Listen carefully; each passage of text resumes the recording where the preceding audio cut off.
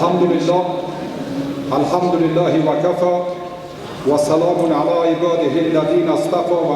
دانای ضمایر هر قوم لا تأخذه سنة ولا نوم، بخشنده فرح و سرور و هو علیم بذات الصدور، دارنده آسمان و زمین، فتبارک الله رب العالمین. و درود بر آن محرم حرم وصول، ممدوح و ما محمد الا رسول، که برداشت نقاب از جبین بر مسند اینی لکم رسول امین. حضار گرامی، اجازه بدهید که قبل از همه دومین سال روز شکست سکولاریسم در افغانستان را خدمت شما تبریک و تهنیت عرض بکنم. آشفته شده گرمی بازار سکولار، افگنده حراس وطن زار سکولار، در بادیه سرگشته و بیهوده و نالان، صبح ندمد بر افق تار سکولار. در محضر فرعون زمان قامت او خم، میگه امریکا که کمک کنه به افغانستان پس میگه. در محضر فرعون زمان قامت او خم، غرق است به دریا تن مردار سکولار. نعره تکبیر! نعره تکبیر! نعره تکبیر! اساتید بزرگوار، شما حتما میدانید ما شما را یک قدم به عقب میبرم در تاریخ. امریکا و قوای ناتو در مجموع یک جنگ صلیبی را بر ضد جهان شرق، به خصوص به سرزمین مرکز افغانستان که یقینا در حالات کنونی یک دژ مستحکم و یک حصار تسخیرناپذیر جهان است بر رخ دشمنای اسلام. امریکا لشکرکشی خود که آغاز کرد، سه موضوع را، سه شعار را مطرح ساخت. شما میفهمید که استعمار از نگاه لغت معنای بسیار خوب دارد، طلب آبادانی کردن است. استعمار چرا منحوس است؟ به خاطری که در زیر از این شعار میلیون ها انسان جان خود از دست دادند، انسان های مظلوم و بیچاره. امریکایی ها گفتند که مبارزه بر ضد تروریسم بین المللی، دفاع از حقوق زنان، مبارزه بر ضد کشت و قاچاق مواد مخدر، با این سه شعار فریبنده میانپیهی به کشور ما تهاجم نظامی کرد.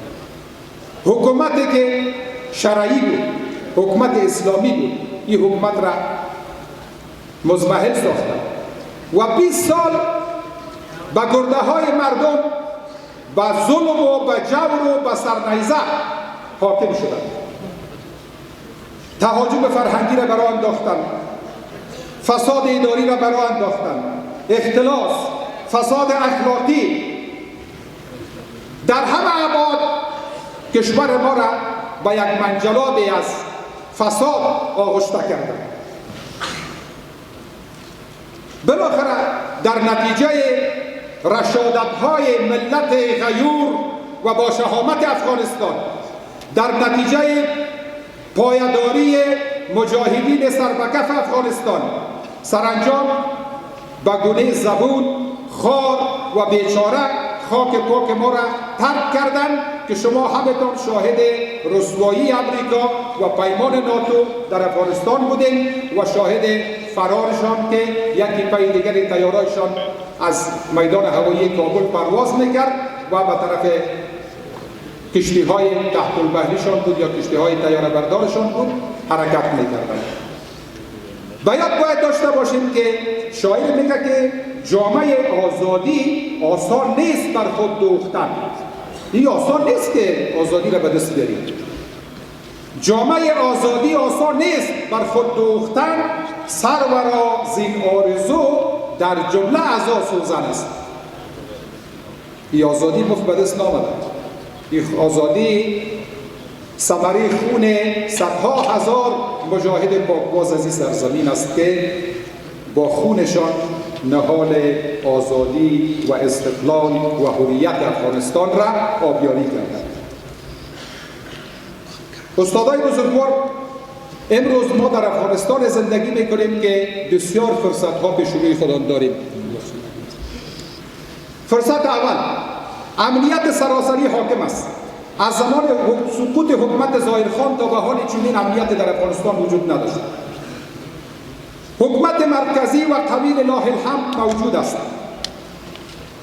ما در گذشته در دوره جمهوریت دیدیم که یک والی را از بلخ که پس میکرد 2 سال جنگ می بود، والی پس نمیشد.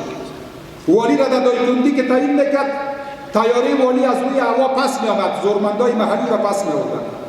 زورمند میرفت سرک میدان هوایی را جغل منداخت که ما در طیاره نبردیم، ما میدان هوایی را بسته میکنم ده یک کسی را باز کنم. امروز گپا ختم شده. امروز استقلال و اتخاذ تصامیم وجود داره. هر تصمیمی که گرفته میشه عملی میشه. امروز فساد اداری وجود نداره. مافیای سیاسی همشان از بین رفتن. گروه های جرمی متلاشی شدن. این فرصت های ماست. چالش هایی که ما داریم، هنوز هم دشمن در مقابل ما آرام ننشسته. دشمن میخواید بالقوه فساد اداری را دوباره در افغانستان دامن بزنه. در این راستا زیاد تلاش صورت میگیرد. فرار مغزها یک چالش بزرگ است. فرارای امارت اسلامی افغانستان. افراد مسلکی از این کشور بیرون میروند. این مشکل است که ما به شروع خودمان داریم. فاصله بین ملت و نظام را کوشش میکنند که زیاد بسازند. دولت از نیروی ملت شد پدید، وای از آن دولت که ملت را ندید. در این راستا باید همه با شما مسئولانه گام برداریم. بیکاری یقینا یک چالش بزرگ است فرارای امارت اسلامی افغانستان. نقش پوهنتونا در این راستا چی خواهد بود؟ پوهنتونای افغانستان به ویژه پوهنتون کابل، جناب رئیس اینجا حضور دارند، اساتید مجرب، متعهد، متدین، متخصص و مصلح دارند. میتونند استادای پوهنتون ها به ویژه پوهنتون کابل در راستای پالیسی سازی و سیستم سازی در کنار امارت اسلامی افغانستان مسئولانه قرار بگیرند. کسایی که اینجا ماندن به این معنا که برای دین خدا متحد هستند، به این وطن متحد هستند، به این ملت مظلوم ما متحد هستند. اساتید پوهنتون‌های افغانستان میتونند که پیشنهادات و طرح‌های انکشافی را برای امارت اسلامی افغانستان پیشکش بکنند و مسئولانه پیشکش بکنند. اساتید و محصلین، افراد مجرب که در پوهنتون‌های افغانستان حضور فعال دارند میتونند که در تطبیق طرح‌های انکشافی برای مقامات مسئول امارت اسلامی افغانستان مشوره های نیک بدن. از همه مهمتر ما مصممیم، ما تصمیم جدی داریم که در راستای تربیت جوانان متدین، متخصص و متعهد بر افغانستان کار بکنیم و در این راستا کوشش های خستگی ناپذیر را به خرج بدیم. ما تعهد میکنیم، من به نمایندگی از پوهنتون کابل و استادای پوهنتون کابل و من جمله پوهنتون‌های مرکز خدمت شما به عرض میرسانم که ما در کنار امارت اسلامی افغانستان استاد هستیم. ما را کس دیگه نمیسازه، جور نمیکنه. اگر جور میکرد روسا جور میکردن که نکردن، اگر جور میکردن امریکایی ها جور میکردن که نکردن. جزئی که ما و شما یک دیگر پذیری داشته باشیم، وحدت داشته باشیم، اتفاق و اتحاد داشته باشیم، هیچ راه دیگه وجود ندارد. همه با هم آواز، همسو و همگام بشیم بر آبادی افغانستان، برای حفاظت استقلال سیاسی، استقلال اقتصادی، استقلال اجتماعی افغانستان یک جا کار میکنیم. خدا آن ملت را سروری داد که تقدیرش به دست خویش داری باشه.